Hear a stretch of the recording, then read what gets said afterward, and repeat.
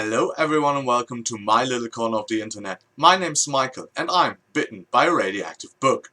Today we have another installment of Michael Reads Marvel, and as we didn't have one last week, we have quite a few comic books to go through, so without further ado, let's get started. First off, I've read All New Wolverine number 2. The story from the first book continues here. We see Laura in the search of her clones. A clone story is always like a typical story for Wolverine. Still, I'm not quite into the new Wolverine series. It maybe needs a bit of more time for me, but I'd say it was like a 3-star read. Next up we have Angela, Queen of Hell, a series taking a character that is newly introduced into the whole world of Thor and Asgard and the whole mythology. Angela is quite an intriguing character. She's going through Hell, the realm of the underworld in the Nordic mythology and one of the 10 realms of the world tree in the Marvel universe. This is a series I also need a bit more time to get into, and I suffer a little bit from not having read the previous series, Angela, Assassin of Asgard. I think I need to remedy this, because there are a lot of things in that series that seem to, influence what's happening in Angela, Queen of Hell. So, very interesting. Angela being like a queer character who goes for her girlfriend into the realm of hell. So it's a bit of an Orpheus and Eurydice kind of story. Very interesting, but I think I need a bit more background on it. Next up we have Black Knight, a series I was really looking forward to because the Black Knight is one of my favorite characters from the 90s Avengers. The Black Knight here is in a new scenario. There's a new part of the Marvel Universe called the Weird World, and it's a bit of a fantasy realm, but with a lot of modern influence as well. And now the story is a little bit about why the Black Knight is there, how he got there, how it is all connected to the normal Marvel universe, and of course the second big story arc is his addiction to his sword, because the sword, the ebony blade, handed down by the knights of King Arthur back to him, is a sword that makes him a superhero, but also addicts him. And that is a very interesting concept, and therefore I really enjoyed this first book, and I think you can get into it without having prior knowledge of the character, because the basics are explained within the series. Next up we have Captain America Sam Wilson, issue number 3. The first 2 issues were very heavy on the politics. Now with the 3rd issue we get a bit of a more like fun side of the Captain America comic. I think that was needed, although the political aspects are really interesting. But now there is, as I said it, the fun side with the return of the Cap Wolf, how that is happening. You have to see for yourself.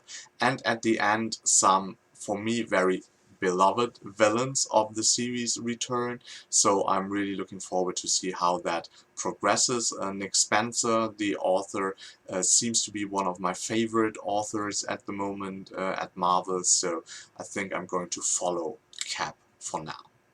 Next up we have the Extraordinary X-Men by Jeff Lemire. The second issue, it is a series that needs, I think, a bit more time to get really going. We're still in the process of bringing back the team together, and then to see how the actual interaction between all the characters is going. So far it's an okay series. As it's been an X-Men series, I of course will continue with it, but at the moment it's nothing special. Next up we have Guardians of the Galaxy number 2. I really enjoy Guardians of the Galaxy. I think the addition to of characters like Kitty Pryde, The Thing, Venom to the team actually, yeah, led to a very, very good mix-up. And at the moment we have a storyline that is trying to explain where we actually at the cosmic level of the Marvel Universe at the moment. That is really, really interesting. I love the banter between the team, and I think it's a good series at the moment. So for the next two books we're going into some more weird territory of the Marvel Universe, starting off with the Howling Commandos of S.H.I.E.L.D. That is a very interesting take. Dum Dugan, who's like a S.H.I.E.L.D. character, staple character, going back to the original Howling Commandos fighting with Captain America in World War II. And he is the leader of a team of Marvel monsters. So every monster from every monster comic of Marvel seems to be in there, a lot of weird characters, and they are taking on paranormal cases, so there's some kind of paranormal task force. I really like the original idea. The first issue was a bit all over the place because there are a lot of monsters. I think there are like 7, 8 or 9 characters on the team, so the first issue tried a lot to introduce all of the characters. Now with that second issue we're focusing more on Dum Dugan and 2 characters of the team, Nina and Amphibian, and that, yeah, really gets a more focused read, and yeah, it's a very fun comic and I'm really interested to see where this is going. Next up we have a book that will speak to all the fans of the more teenage Marvel comics like Ms. Marvel or Nova or Spider-Man. It's Moon Girl and the Devil Dinosaur, and yeah, it sounds crazy and it is crazy. Moon Girl, Lunetta I think she's called, is like a science nerd, typical science nerd in school. She knows even more than the teachers, and of course therefore she has it really, really tough to be accepted by her classmates. And yeah, this first issue introduces how she is then connected to the Devil Dinosaur. We're getting a little bit of the backstory, because normally in the past it was like Moon Boy and the Devil Dinosaur, and how that change came to be is explained in this first issue. And yeah, it's a really fun teenage comic. I think a lot of people who were nerds themselves will identify with Lunetta, and yeah, it's a fun comic to read. Next up we have New Avengers issue number 3. The New Avengers by Al Ewing are a run or a series I'm really looking forward to. We have quite a lot of interesting characters.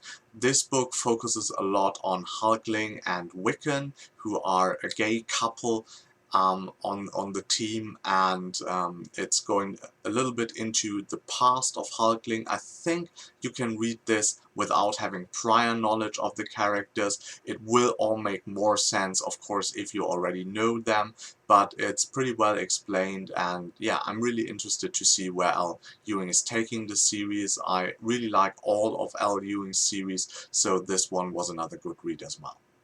Next up we have one of the big surprises for me. It's Spider-Woman number 1.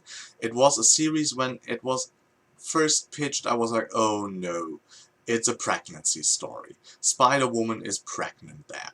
And I'm always like, yeah, will this work in a comic book? I'm not sure. We'll have to see if it will work out in the end. But it was written, or is written, by Dennis Hopeless, and this is a writer I really like, so I gave it a shot. It had some good reviews. I wasn't initially going to pick it up, but it was actually a lot of fun to read, as it establishes the situation very well. Of course, there's the question of who's the father, and we have some hilarious attempts of some other Marvel characters like Hawkeye or Iron Man to find out who the father actually is. And the story also focuses a lot on the relationships of Spider-Woman and her friendship to Captain Marvel. All very, very, yeah, interesting and very or told in a very fun way, and so that was like a huge surprise, maybe one of the best comics of the bunch I've read, and definitely a series I subscribe to. Next up we have one of my other favorite series. It's the second series written by Nick Spencer next to Captain America. It's the Astonishing Ant-Man.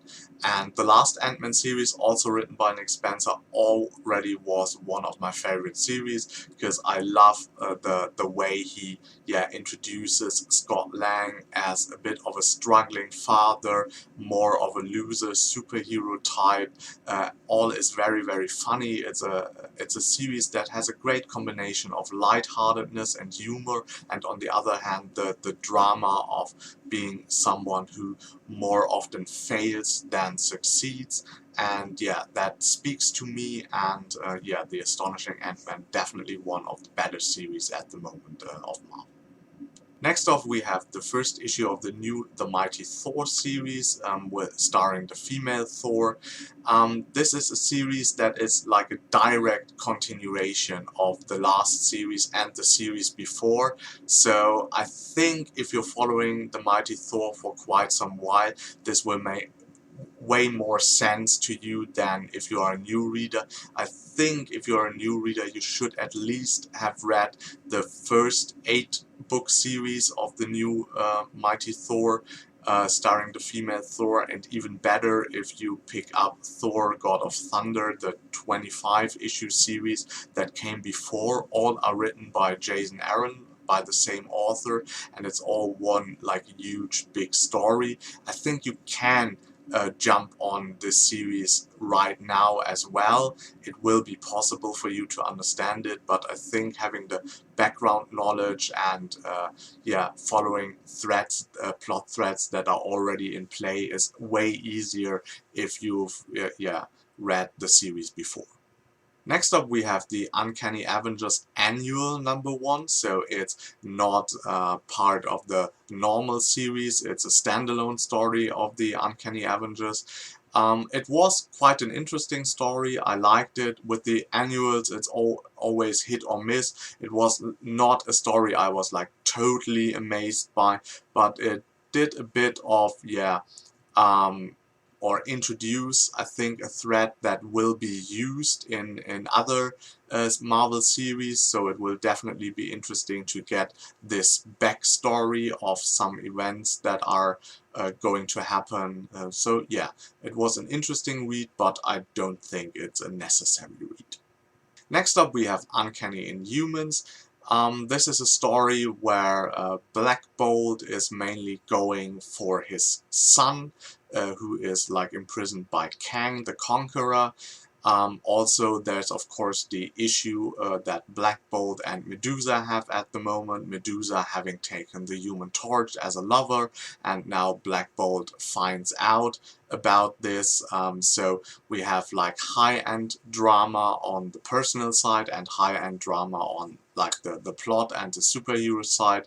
As a fan of the Inhumans, I really like that comic. If you don't get along with the Inhumans or don't really know about them, I don't think it's like a totally necessary comic to read at the moment or at this point. But yeah, if you have something going for the Inhumans, then this is a good book to check out. And last but not least, we have Venom Space Knight. I think it says it all. Venom is a hero now. He came into his full set of powers. His symbiont was like restored by the original people the symbiont came from, and now he's tasked as the agent of Cosmos. To do actually what? That is one of the main questions that the first issue of Venom Space Knight asks. What will be the task actually for Venom now in the new Marvel Universe? And it was a fun read. If you like the Galactic comics, if you like the Guardians of the Galaxy, then this is a good addition to it. But once again, not a necessary comic to read at the moment. But I like Venom as a character. I like the whole development he had from a villain to now being a more heroic character. And yeah, having him in space is a new and fresh take on the character, and I really like that.